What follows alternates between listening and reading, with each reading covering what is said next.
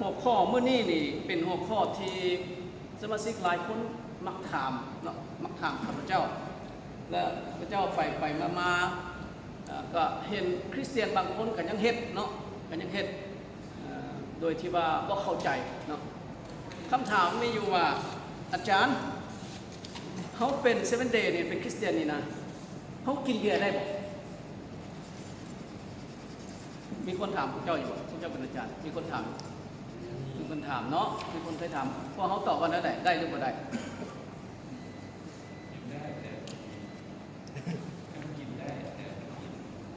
ว่าง่ายๆว่าพระคัมภีร์ให้กินบ่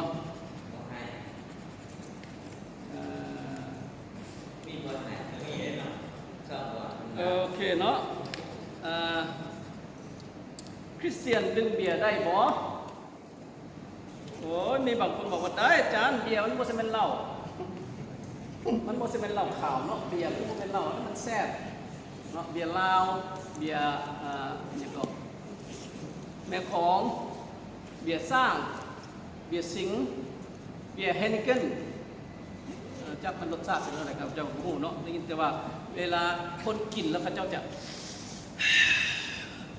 โอ้เขามันบ่แซ่บปานนั้นก็ให้กินมันให้ยังเนาะแต่ว่าเพิ่นกินเพื่อหยังกินเพื่อม่วน กินแล้วมันม่วนเนาะมันมึนหน้ามึนเวลามีผู้แซ่บผู้สาวกับมือไปแล้วเขาก็ด่าตัวเองก็หน้ามึนต่อเนาะสมัยเป็นบ่าวดอกคนที่เคยกินเหล้ามันมักจังซั่นแต่ว่าพระคัมภีร์ให้กินบ่1 ติโมธีบท 5 ข้อ 23อาจารย์เปาโลว่าจังซี่ต่อไปอย่าดื่มแต่น้ำสิ่งเดียว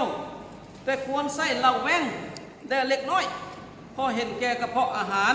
และความอ่อนแรงที่เจ้ามีอยู่เลยนั่นโอ้อาจารย์เห็นพระคัมภีร์ข้อนี้บอกว่าอาจารย์เปาโลเพิ่นสั่งว่ากินได้เนาะโอ้ย้อนว่าเจ้าเป็นโรคกระเพาะฉะนั้น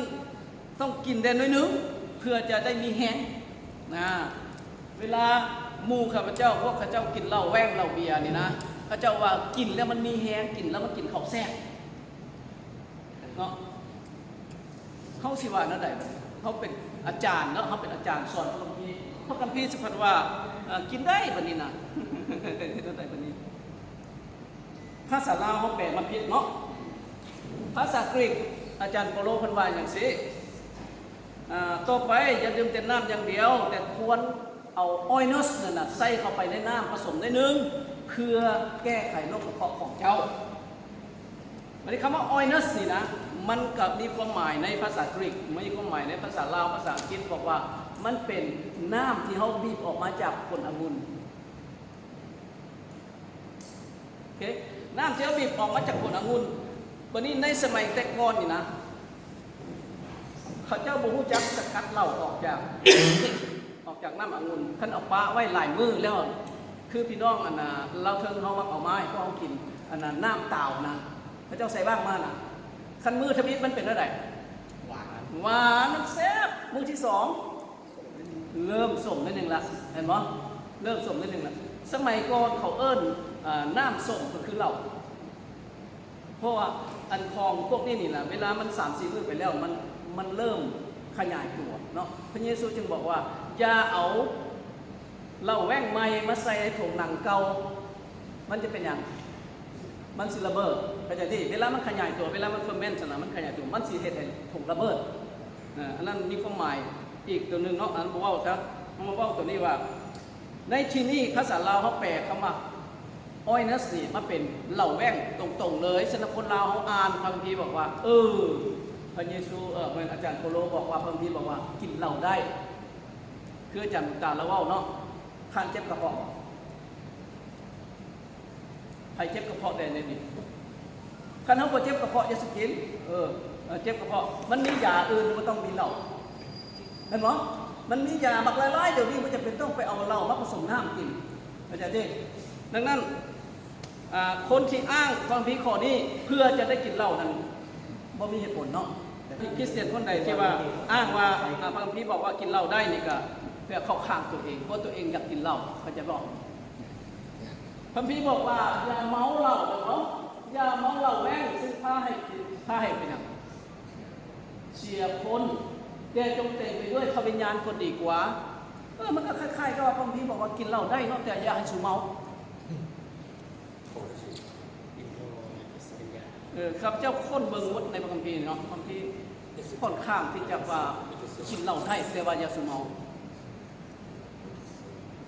โอ้ยบางคนก็ว่าอาจารย์ค่อยกินแหละตอนนี้ค่อยไปกินเท่าละจิ๊บมันบ่เมาดอกแต่ว่าพี่น้องต้องเข้าใจเนาะว่าเหล้านี่นะกินไปกินมาแล้วมันกินเฮาแล้วมันเป็นอะไรอันนี้เรากินแล้วเนาะเรากินแล้วไปจะปวดนะ4 ขวดตะกี้ข้าพเจ้าเคยมากินเบียร์อยู่บนหอพักพยาบาลวีโร่เนี่ยมาจีบสาวสมัยก่อนเนาะสมัยยังพูดจากเจ้าระวังอย่าให้เหล้ากินเนาะมีบางคนบอกว่าเอ้าฉันเป็นเยซูกันยังเฮ็ดเหล้าให้เขากินเด้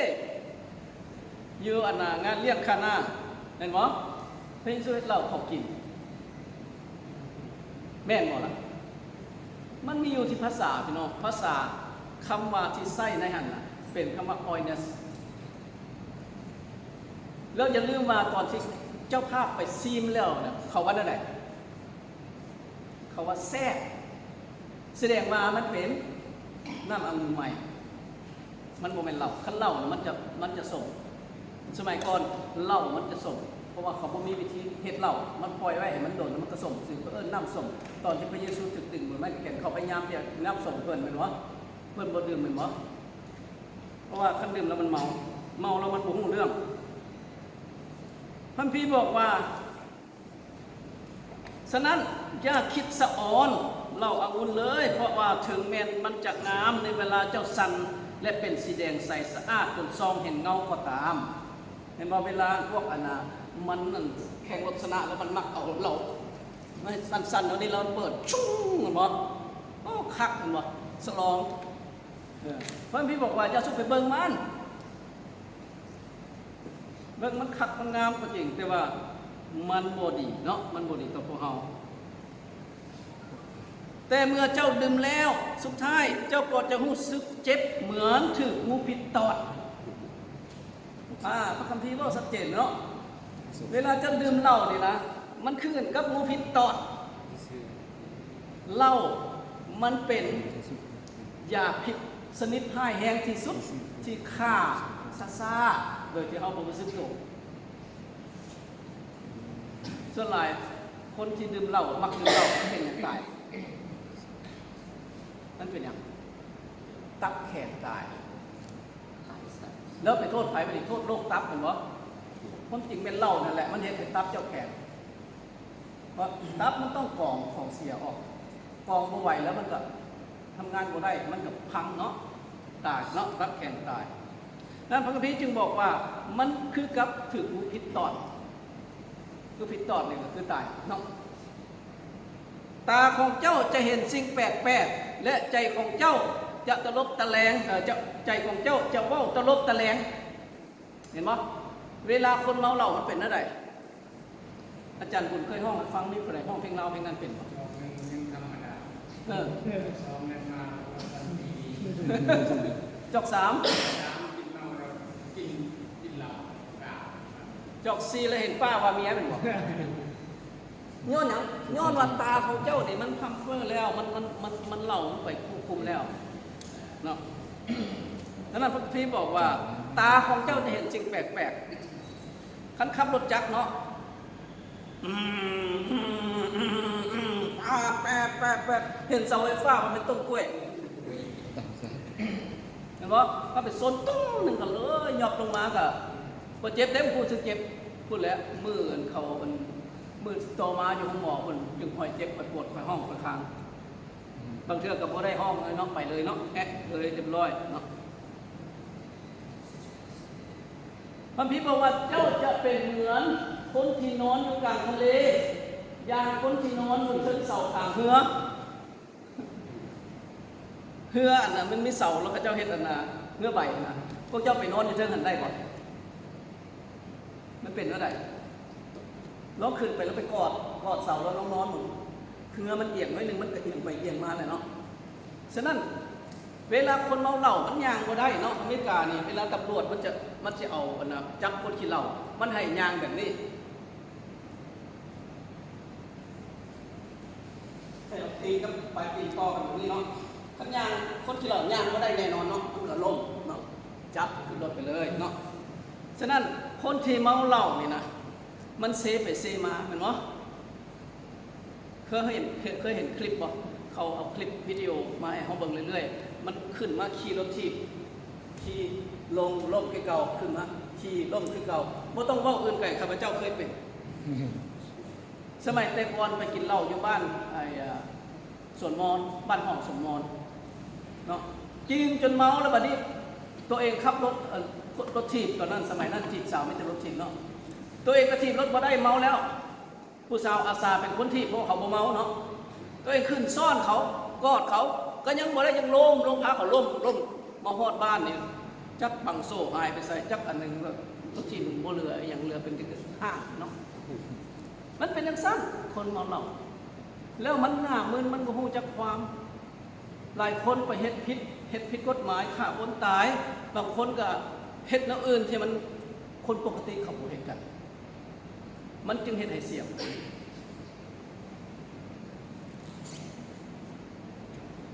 ข้อ35เจ้าจะว่าเขาตีข้าพเจ้าแต่ข้าพเจ้าบ่เจ็บเขาตีข้าพเจ้าบ่เจ็บตีเลยเอาเลยมึงเก่งนิ่มกูเลยเห็นบ่เก่งในคนหลับเมาหลับเนาะเขาทุบข้าพเจ้าแต่ข้าพเจ้าบ่รู้สึกข้าพเจ้าจะตื่นเมื่อใดเนาะข้าพเจ้าจะแสวงหาการดื่มอีกนะเป็นหยังเมาแล้วอยากจะดื่มอีกมันติดเหล้านั้นบ่มีคำว่า moderate drinking บ่มี moderate สำหรับอาจารย์ตรงท่อมันไม่ได้ moderate สำหรับอาจารย์แก้วอาจารย์ตรงท่อเคยกินเหล้ามาหลายแล้วฉะนั้น2 จอกของเราบ่เมาฉะนั้นกว่าเราสิ moderate สำหรับเรามัน3 จอก4 จอกไปแล้วเราผู้ไม่คอไม่นี่จอกเดียวก็มึนแล้วมันบอกฉะนั้นคนเฮาที่กินเหล้านี่นะมันบ่มีคำว่าพอมันบ่มีคำว่าพอประมาณมันบ่มีคำว่าน้อยนึงบ่มีหรอกมันจะไหลไปเรื่อยๆแต่ที่สำคัญพี่น้องสมองคนที่บ่ดื่มเหล้ากับสมองที่คนดื่มเหล้าเป็นอะไรนะเขาสแกนเรียบร้อยแล้วพี่น้องอันสแกนเนี่ยเป็นตัวอิเล็กตรอนที่มันเฮ็ดเวียกเนาะสมองของเฮามันต้องมีอิเล็กตรอนที่เฮ็ดเวียกส่งสื่อสารเมื่อวานนี้เฮาได้เรียนแล้วอาจารย์แล้วว่าสมองของเฮาเป็นตัวสั่งการทุกอย่างในร่างกายสมองของเฮาบอกว่าเฮาสบายเฮาก็สบายสมองบอกว่าเฮาแฮปปี้เฮาก็แฮปปี้สมองเฮาบอกเฮาบ่แฮปปี้มันก็บ่แฮปปี้ฉะนั้นไอ้ตัวแดงๆนี่มันเป็นตัวอิเล็กตรอนตัวที่มันเฮ็ดเวียกให้เฮาคนที่กินเหล้าเป็นจังได๋เรือบ่มันบ่เหลือแล้วเด้นั้นกินไปลายๆแล้วมันกับสมองกับเหตุการณ์แล้วมันกับมือกับสั้นตัวเองกับสั้นได้กินเหล้ามาเขาต้มเหล้าอยู่บนอยู่พี่เมาแล้วได้กินซื้อกับเมาเนาะมันเป็นอย่างสั้นพี่น้องดังนั้นถ้าเขาดื่มลายขึ้นสมองเขาก็บ่เหลืออย่างเฮ็ดเรียกบ่ได้เลยอัมพาต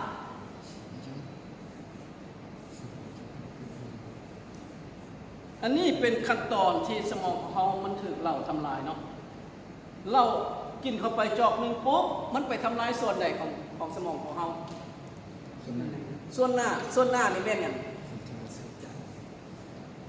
ตัดสินใจตัวสำคัญที่สุดที่เขาต้องติดต่อกับพระเจ้าเห็นไหมการหู้ผิดหู้ถูกหู้อันใดดีอันใดชั่วดังนั้นเวลาตะกี้เขาอยากว่าอันแนวบดีเนาะเขาอยากจีบผู้สาวนะเขาก็จอบผู้สาวกินเหล้าเมาแล้วไปอยากจับอยากไปก็บ่ฮู้หยังนี่เนาะมันบ่ฮู้หยังพอมันเมาแล้วแล้วมันควบคุมตัวเองบ่ได้ผู้ใดอยากบีบอยากจับนั่นแหละมันก็บ่ฮู้มันก็แห่ๆม่วนไปซื้อเขาซื่อๆนั่นแหละมันจะเสียคนย้อนออกซั่นเพราะว่ากินไปน้อยนึงมันไปควบคุมสมองส่วนหน้าซึ่งเป็นสมองที่เขาต้องใช้พิจารณาใส่เหตุผลใส่ฮู้จักดีฮู้จักชั่วใส่ติดต่อผูกพันกับพระเจ้านั่นน่ะบ่มีคำว่าหน่อยหรือหลาย กินน้อยเดียวมันก็ทำลายทันทีเนาะวันนี้กินลายขึ้นไปมันยับไปข้างกลางข้างกลางมันเป็นส่วนที่เขาว่ามัน control เนาะ control emotion บางคนมันเมาเหล้าแล้วมันให้มันบ่รู้จักควบคุมตัวเองเนาะมันให้มันควบคุมรถกับบ่ได้เมาหลายแล้วกับบ่เห็นตากับบ่เห็นหูเนาะดังนั้นสุดท้ายมาเขาว่ามัน black out ก็คือว่าสลบเหมือดเนาะที่บางทีเราคนกินหลายๆมันนอนตึงนึงข้างล่างหักก็มาเลียปากเลียกินหักตัวเองก็บ่พูดเนาะวันนี้ขั้นไปขั้นที่3เนาะประมาณ10จอบขึ้นไปมันยับไปตรงนี้เป็นตัวควบคุมอย่างควบคุมการหายใจควบคุมหัวใจเต้นขั้นตัวนี้จะควบคุมแล้วหัวใจมันก็ลืมเต้นตัวเองก็ลืมหายใจแสดงว่าเป็นอย่างไรตายมีหลายคนกินเหล้าจนตายก็เอิ้นว่า binge drinking ตายเนาะดังนั้นพี่น้องพระพี่บอกว่าเมื่อตัวเจ้าหรือบุตรของเจ้าจะเข้าไปในเต้นนักพกอย่าดื่มเหล้าองุ่นหรือสุราย่านว่าเจ้าจะต้องเนี่ยตายทั้งนี้ให้เป็นกฎเกณฑ์ถาวรอยู่ตลอดเสื้อสายของเจ้าพระเจ้าว่ากับไผ่กับผู้ทำไส้พระเจ้าพวกรีไวน์พวกเขานี่แหละรีไวน์พวกอาจารย์มีเด็ดขาดเลยผู้ใดดื่มเหล้าแต่ต้องเหล้าแสดงว่าผู้นั้นผิดพันธสัญญาของพระเจ้าสั่งห้ามเด็ดขาดเลยถามว่าสมาชิกดื่มเหล้าน้อยหนึ่งได้ป่ะอาจจะได้เขาให้อภัยเขาแล้วพยายามสั่งสอนเขารักษาสุขภาพแต่สำหรับอาจารย์แล้วแตะก็ได้เลยพระเจ้าห้ามถ้าว่าเมาเหล้าเรามาเทศนาอยู่โบสถ์พระเจ้าออกตายเด้อพระพี่บอกว่าเจ้าจะต้องตายข้อนี้โอ้ละเมนละเมนก็คือว่ากษัตริย์เนาะบ่สมควรที่พระราชาจะเสวยเหล้าองุ่นหรือผู้ที่ครอบครองจะปรารถนาสุราผู้ใดที่เป็นผู้ปกครองผู้ใดที่เป็นผู้รับผิดชอบพระพี่ห้ามบ่ให้ดื่มเหล้าเพราะว่าดื่มแล้วมันจะเป็นให้เฮาบ่รู้จักรับผิดชอบบ่รู้จักควบคุมบ่รู้จักปกครองเพราะตัวเองควบคุมตัวเองบ่ได้ข้าพเจ้าเฮ็ดเวียกอยู่ซิดนีย์ตอนนั้นไปเฮ็ดเวียกกับพวกเขาเอิ้นองค์กรแอลกอฮอล์อนอนิมัสองค์กรแอลกอฮอล์อนอนิมัสก็คือเป็นองค์กรช่วยเหลือพวกที่ติดเหล้าข้าพเจ้าเจอหลายคนที่เคยเป็นเมเนเจอร์เป็น CEO เงินเดือนเป็นล้านสุดท้ายมายามบนถนนขอเข้ากินย้อนติดเหล้าเสียตำแหน่งแม่นไผอยากได้คนขี้เหล้ามาเฮ็ดเรียกมีบ่ไปถามดูรัฐบาลใดประเทศใดต้องการนายกขี้เหล้าบ่มีเพราะว่าเวลาเมาเหล้าแล้วมันสูญเสียการควบคุมสูญเสียทุกอย่างดังนั้นพระพี่จึงห้ามว่าผู้ใดที่เป็นผู้ปกครองเป็นเจ้าเป็นนายห้ามดื่มเหล้าเด็ดขาดแต่ว่าเหล้าเนี่ยเอาให้ใครกินจงให้สุราแก่ผู้ที่กำลังพินาศและน้ำองุ่นแก่ผู้ที่ทุกข์ใจอย่างขมขื่นเพราะเขากินแล้วเขาจะต้องตายเลยเวลาพระเยซูจะถึงตึงบนไม้กางเขนเขาจึงอยากเอาเหล้าปรุงกินเพราะว่ามันจะลืมตายคนสมัยก่อนเวลาเขาสิบูชายันต่างๆเขาเอาเหล้าให้กินเวลาเมาแล้วเจ้าก็บ่ฮู้จักแหละขึ้นไปแล้วเขาเฮ้ก็เฮ้เจ้าก็อยู่เฮ้เจ้าหน่อยก็ตาปากคอเจ้าแล้วอันนั้นเป็นการผู้ที่สมควรกินเหล้าเป็นพวกที่จะต้องตายพวกที่เป็นนักโทษประหารชีวิตเขาจึงไม่ได้เจ็บไม่ได้แสบเขาจะลืมความขมขื่นของเขาข้าเจ้าเป็นคนดีๆพ่อพี่ไม่ได้แนะนำให้กินเหล้าเนาะดังนั้นเขาต้องอธิบายให้สมาชิกเขาเข้าใจว่าเหล้านี่นะมันเป็นผลพลิกของซาตานที่พยายามเอาไว้เขาเพื่อเขาจะตกอยู่ใต้อำนาจของมัน